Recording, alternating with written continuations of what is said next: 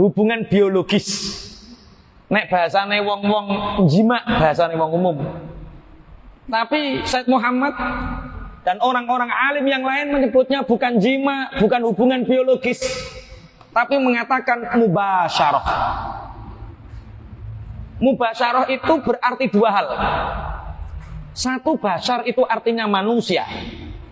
Hubungan suami istri itu sebenarnya hubungan yang memanusiakan pasangan, memuliakan pasangan. Tidak ada egoisme, tidak ada dominasi, semuanya saling melengkapi untuk memberi kebahagiaan antara suami dan istri. Mulane jenenge mubasyarah, hubungan mubasyarah. Wa adabul Islam yutlaqu 'alal jima' al mubasyarah. Islam menyebut hubungan seksual, mengucapkan jima dengan kata-kata mubasyarah. Sebagaimana firman-Nya Allah dalam Al-Qur'an, wala tubasyiruhunna wa antum 'akifuna fil masajid. Kamu jangan sekali-kali mubasyarah dengan istri sedangkan kalian dalam keadaan iktikaf di masjid. Jadi mubasyarah nomor siji artinya hubungan biologis itu memanusiakan manusia. Hubungan biologis itu memuliakan wanita. Hubungan biologis itu memuliakan suami. Memberi kepuasan suami, memberi kepuasan istri, itu namanya mubasyarah. Sing nomor loro, basyar berarti kulit. Bertemunya kulit satu dengan kulit yang lain, menyatunya kulit satu dengan kulit yang lain. Makanya nek cara kula seneng bahasa mubasyarah itu memanusiakan pasangan, memuliakan pasangan. Wal Islamu yahtamu birrohah al jinsiyah. Jadi perceraian Bapak Ibu niku rata-rata karena 4 hal. Satu, karena mental atau karakter, pancen kelakuane elek. Sing nomor loro, masalah ekonomi. Ana wong bercerai karena nafkahnya kurang. Nomor 3, karena hubungan sosial. Apa? Karo maratuwa gak gathuk, karo dulur gak gathuk, karo tangga gak gathuk, sehingga terjadi perceraian. Yang ketiga, karena hubungan biologis. Seorang istri tidak mampu memuaskan suami, seorang suami tidak mampu memuaskan istri. Cerai rata-rata karena 4 hal. 1, karakter. 2, ekonomi. 3, sosial. 4, karena hubungan mubasyarah, hubungan biologi. Makanya Islam sangat menganggap penting rohah al-jinsiyah, kebutuhan fisik, kebutuhan biologis. Di sini menyebutnya rohah. Karena apa? Ketika kebutuhan biologis ini tercukupi, akan terjadi rohah, leren, nikmat, enak. Iku khusus kanggo wong lanang. Kok ana bojo wedok isuk muring-muring ora roh penyebabe. Bojo ngrundel gak roh asal muasale, iku tandane bojomu secara biologis durung puas. Kok muweneng iki mbok rungono ta ora terus. Semono uga kok ana wong lanang muring-muring ora roh karepe, pingin ora roh jawane, kok muring-muring terus, berarti dia tidak puas. Mulane kepuasan ini menyebabkan rohah. Mulane kok wong lanang ndang sing wedok isuk kok guyang-guyung, oh berarti wis rohah, wis bar enak leren. Kula nate Pak, kasus seperti ini banyak. Ono sepasang suami istri datang, alasannya karena ingin cerai. Suaminya pulang, istrinya masih di situ bersama kakaknya. Masalahnya apa? Karo bojo apik-apik, bojo kula niku sae, tiyang sae. Lah terus pegatan kene apa? Ekonomine apik, sae nggih pinter nyambut damel. Lah karo maratuwa karo wong nggih sae. Lah kok pegatan ki lho masalahe apa? Eneng bojone ra iso ngaku, ana dulur gak iso ngaku, bingung. Pak Yai kula angsal matur piyambak. Mas, jenengan kok kaduan Mas ben gak krungu. Eneng apa kula niku Pak Yai bendina awak kula lara kabeh. Loh lorone ora roh penake. Pirang-pirang tahun kula ngempet. Aku jek gak paham maksudnya piye ora paham-paham aku. Piye yo nek jelasno.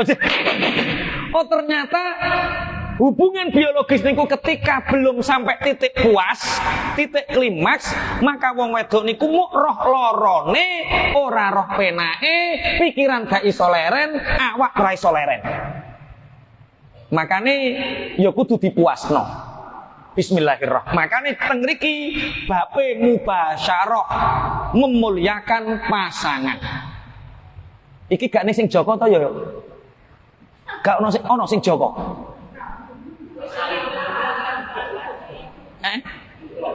Jenengan Joko? Ora ono sing Joko lho ya. Oke, bab ngene iki dirungokno wong Joko ra penak le. Soal iki kok netizen ngene iki bahas lho, Kuwi lho bapak-bapak. Bapak Ibu, perceraian dalam rumah tangga itu penyebabnya tidak hanya perkara karakter, perkara ekonomi, perkara sosial. Gara-gara ngene iki. Enten malih keluar dari pengadilan agama. Wong wedok kok cerai padahal sing lanang alim, sing lanang penggaweane luar biasa, yo sugih karo anak bojo apik. Lah kok sampai pegatan. Alasannya ditakoki Pak Hakim, "Kenapa Bu minta cerai?" Lah pripun malih to Pak, wong kula niku nek turu kaya baturku dhewe. Glimbang-glimbung wong loro tapi gak lapo-lapo ngoten. Lah mosok rumah tangga kok kon turu jejer kaya cah kos kok. Cerai Pak. Oh ternyata wal Islamu yahtammu birroha al jinsiyah wa irwaul gharizah fil halali tabaan. Islam sangat memperhatikan libido, gairah seksual. Otomatis dalam hal konteks kehalalan. Walakinnahu ja'ala lidzalika adaban latifatan. Dan Islam menjadikan untuk mubasyarah ini ada etika-etika yang harus dijaga, yang latifah. Wa nasaihat saminah, dan nasihat-nasihat yang baik. Apa yang dilakukan orang sebelum mubasyarah? Wahia zikrusmullah. Yang pertama adalah menyebut asmanya Allah. Yaqulu Nabiyul Islam sallallahu alaihi wasallam, "Lau anna ahadakum idza arada ayya ahla qala bismillahi Allahumma jannibna syaitan wa jannibis syaitana ma razaqtana fa innahu iyuqaddir bainahuma waladun fi dzalik lam yadurruhu syaitanu abadan." Akhrajahu al-khamsah. Bapak Ibu, nek kula jenengan kepingin mubasyarah, maka yang pertama dilakukan adalah zikrusmullah, menyebut asmanya Allah, menyebut bismillahirrahmanirrahim. Kemudian berdoa. Doane pun apal sedaya to nggih? Allahumma lho lah kok rapal. Allahumma jannibna syaitan wa jannibis syaitana ma razaqtana. Ketika kita berdoa, ya Allah jauhkan kami, jauhkan keturunan kami dari godaan-godaan setan. Maka ketika Allah mentakdirkan malam itu jadi anak, maka setan tidak akan pernah bisa menggodanya. Tapi suwalike, nek ana wong hubungan mubasyarah karo bojone, lali maca bismillah, lali maca donga, umpama digawe setan, kok digawe setan. Umpama digawe anak, dadi anak, moko anak iku setan melurun. Mulane kadang ana bapak ibuke apik, anake kelakuane kaya grandong. Oh iku berarti setan melok urun. Makane pangapunten, sadurunge mubasyarah niku sing apik siji wudu. Kula nate dibantah Pak Yai. Kok ora ya batal neh. Wudu lu nggo apa? Iya wong kok ora gendah iki piye? Iya koko batal iki jek koko, Cung. Iki jek saurunge koko. Wudu itu untuk menenangkan hati, mengontrol pikiran. Nomor loro, maca Quran. Nek ulama-ulama biyen do salaf, salat. Nek ulama saiki mbah aku ora roh. Nek ulama biyen do salat, Dik. Eneng apa, Bah? Aku kok kaya kudu pingin. Lah piye, Bah? Ndang wudu, ayo salat 2 rakaat. Salat 2 rakaat. Bakda salat maca Quran nek iso 100 ayat. Ngene iki lho jajal piye? Lah wong pengin sok apa? Ngene lho Bu, ngene lho, sabar dhisik to. Iya, sabar dhisik. Ngene iki lho anake urunane grandong yo. Kon sabar sithik angel ra kaprah. Bakda niku umpama gak maca Quran minimal zikir ping 100 Allah utawa subhanallah ping 100. Soale ngeten. Syahwat itu dia tidak bisa ditahan. Tapi bisa Dadi ngene lho, ibarate wudu dek wau. Wudu, salat, maca Quran utawa zikir niki embong. Syahwat niki mlaku ning jero awak. Syahwat niki saurunge mlaku diembong. Otomatis nek diembong mundak gede.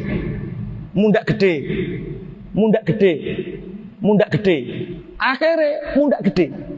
Hati tenang, pikiran terkontrol, tapi syahwatnya gede. Iki nek embonge dibatek berol. Wong nggih ngoten.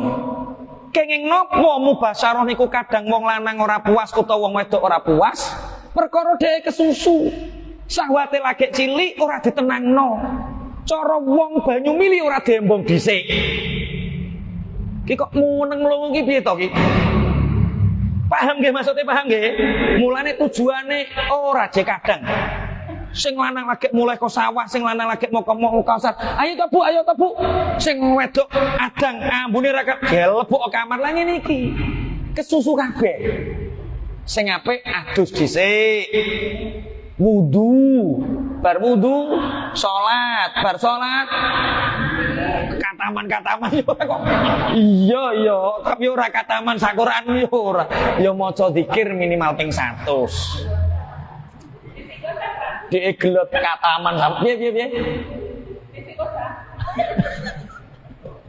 Iya to kok dijajal. Bapak, apa Bu? Ayo istighosah. Ora apa-apa. Untuk menenangkan. Jadi pikirannya netral, tenang, atine tenang, syahwatnya tetap milih. Wes, kula lajengaken. Mulane dikongkon ndonga. Wa qatakunu asyahwatu 'arimah. Walakin hadza la yamna'u minat tasmiyah. Terkadang syahwat niku panten nyerek, tapi donga karo tasmiyah iki aja sampai keliwatan. Kadang syahwat niku ora kena dimpet nyerek arimah. Tapi najan syahwat niku nyerek arimah, aja sampai kula jenengan ninggalno maca bismillah, ninggalno maca donga. Napa malih mbok tambahi. Bismillahirrahmanirrahim pun adabe nomor 1 nyebut asmane Allah.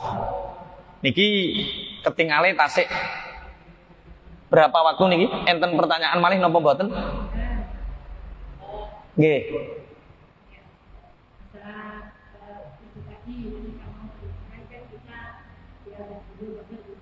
Nggih.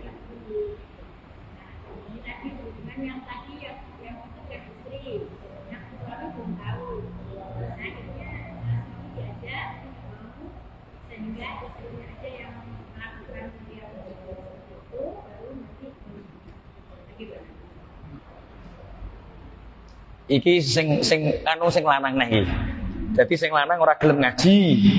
Dadi sing wedok, "Bu, ayo gagek, stop, tak wudu dulu Pak, aku tak wudu dulu Pak." Sing lanang tiarap nganjir, sing wedok wudu. Terus salat, terus maca Quran. Bojomu nganjir terus. Ditingali Bu, ditingali. Sing penting maca bismillah karo ndonga. Salat wudu itu nek sing lanang dipahamno ngerti. Nek sing lanang ora ngerti kok gelo, Pak. Dalem? Ya, izin minta ridhonya, Pak. Aku bar ngaji kok, Pak. Piye? Nek pingin ngene iki kudu salat dhisik, Pak, 2 rakaat. Ayo to, Pak. Ayo to, Pak.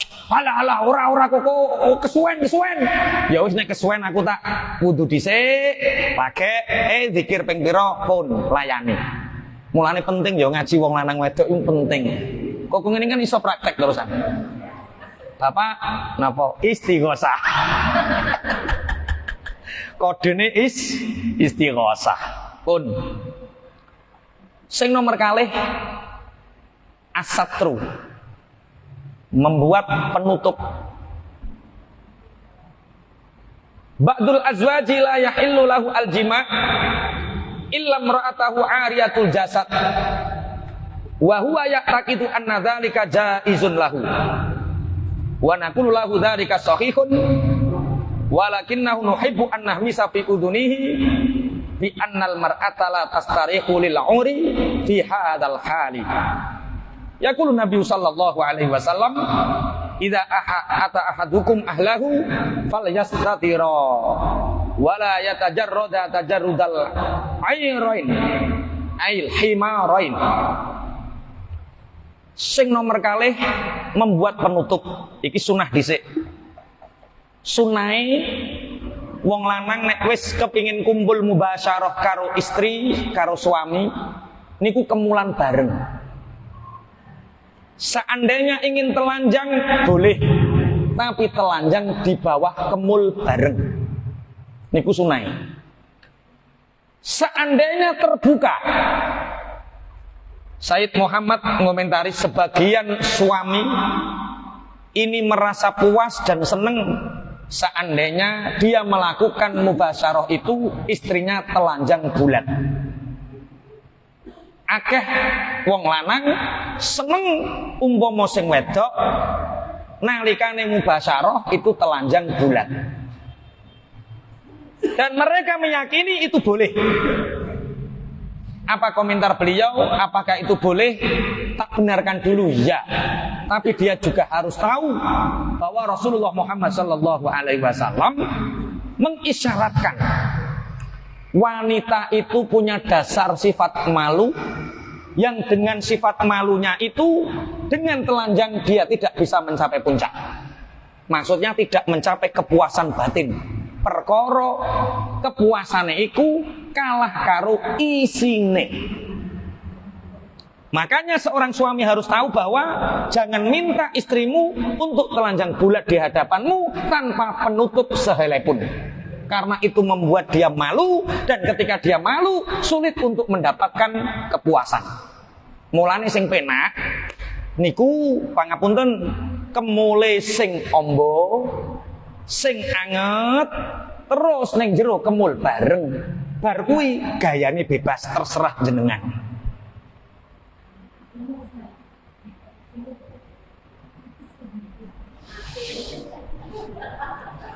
Kok yo angen-angen sumuk asenan, Bu, asenan. Kamare yo nukokno AC. Sumuk barang. Nukokno AC. Pun bisa dilanjut. Kanjeng Nabi dawuh, ketika salah satu kalian ingin mendatangi istrinya, maka buatlah penutup kalian berdua. Jangan kalian telanjang seperti telanjangnya dua himar. Tapi ngeten Pak Kiai, tujuan tutup itu sebenarnya apa? Tujuan tutup dalam hubungan mubasyarah itu kanggo ngilangi isine sing wedok. Berarti nek ora ketok, berarti ora isin. Ya wis nek ngono lampune dipateni, gelap gulita. Ora apa-apa. Niku pilihan. Iso uga nganggo selimut, iso uga peten dedet. Sekarang pangapunten, zaman sudah modern. Sakniki kamar niku kan tertutup rapat pet. Rata-rata kamar asenan to nggih. Sing boten asenan ventilasine paling ndhuwur pedhit. Artine kemungkinan mau nginceng boten enten.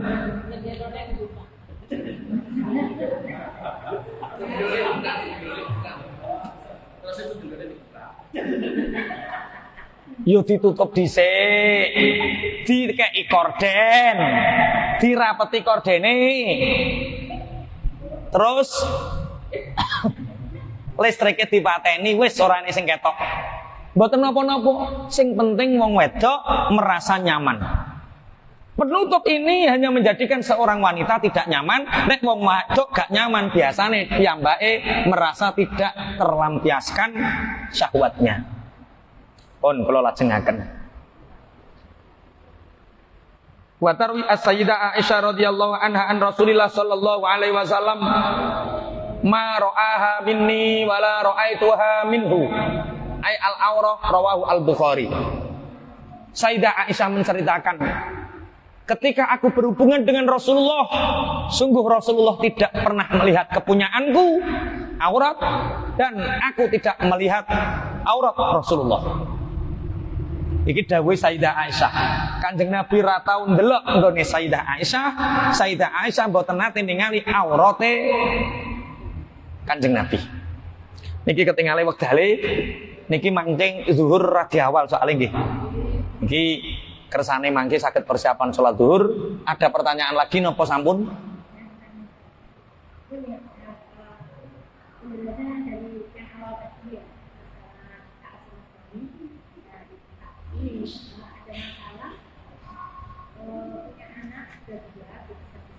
Nggih. Nggih. 3.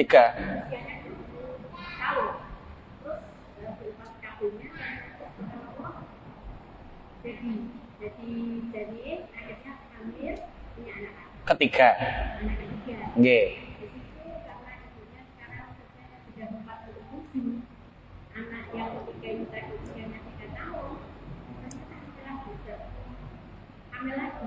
Tapi baru peringatan 4 hari karena ditunggu kok kemudian aku kok kemudian terus akhirnya dicek setir 1 sama setengah jadi bingung kalau Terus ini sama suaminya masih membutuhkan. Nah, bagaimana apakah ini tetap sama sekali atau bagaimana? la ta'ata li ghairillah, tidak ada taat kepada selain Allah di dalam tentang ajaran atau syariat-syariatnya. Istri taat kepada suami wajib. Istri nurut sama suami wajib selama tidak melanggar ketentuan-ketentuan syariat. Suami melarang istrinya untuk sholat, suami melarang istri wajib melawan. Suami melarang istrinya untuk berpuasa Ramadan, istri wajib melawan. Karena dia taat kepada suami dalam konteks taat kepada Gusti Allah. Bagaimana untuk menggugurkan kandungan? Kalau sudah ada janin, maka menggugurkan kandungan itu termasuk al-qatlu, termasuk pembunuh. Iya, itu sudah janin. Itu sudah janin. Jangan katakan janin itu 4 bulan sudah ada roh baru dikatakan membunuh. Bukan. Ketentuan janin itu ketika sudah bertemunya sperma dan menjadi embrio dan betul-betul jadi manusia, itu sudah dikatakan membunuh. Saya bacakan beberapa takbir yang berkaitan dengan itu, yaitu tentang menggugurkan janin.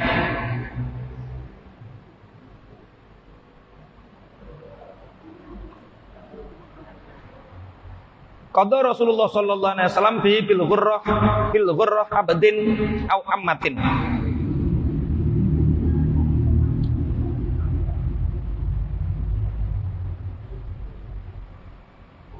Jadi ada namanya imlas. Imlas itu aborsi. Ada namanya iskot. Iskot itu penghentian kehamilan. Imlas pakai shot niku menggugurkan janin dalam rahim wanita hamil yang dilakukan dengan sengaja untuk menyerang atau membunuhnya.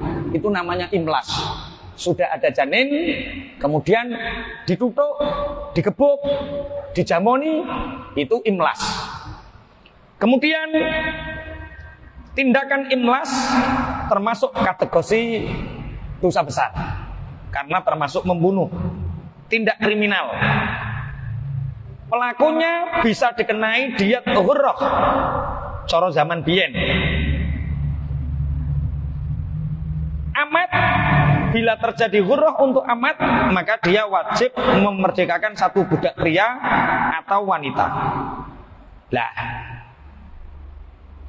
ayat yang berkaitan kali ini niku jenenge wala taqtulun nafsal lati haramallahu illa bil haq. Kamu jangan sekali membunuh jiwa, bukan jasad, jiwa yang diharamkan oleh Allah kecuali dengan cara-cara yang hak.